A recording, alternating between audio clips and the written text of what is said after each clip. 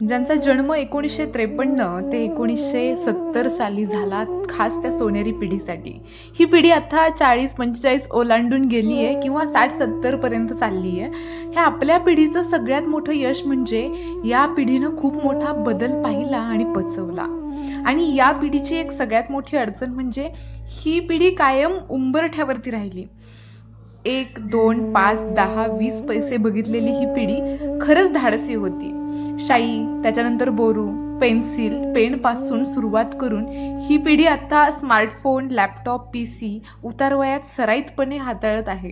ज्या पिढीच्या बालपणी सायकल सुद्धा एक चैन असलेली, पण आता उतारवयामध्ये स्कूटर, कार चालवणारी ही पिढी अवखळ तरी सुद्धा गंभीर असलेली, खूप भोगलेली आणि खूप दुःख सोसलेली पण पूर्ण संस्कारित पिढी.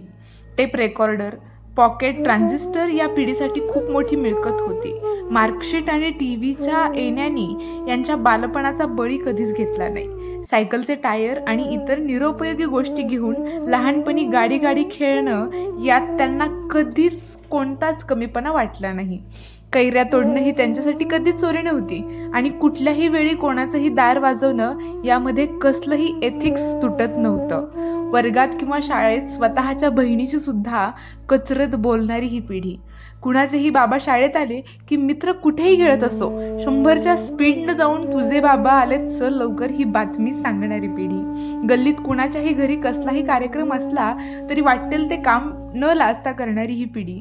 कपिल, सुनील गावस्कर यांच्या बॉलिंगवरती, पेस, भूपती, स्टेम्फीवर, तर देव, दिलीप ते राजेश आणि धर्मेंद्रवरती प्रेम करणारी ही पिढी.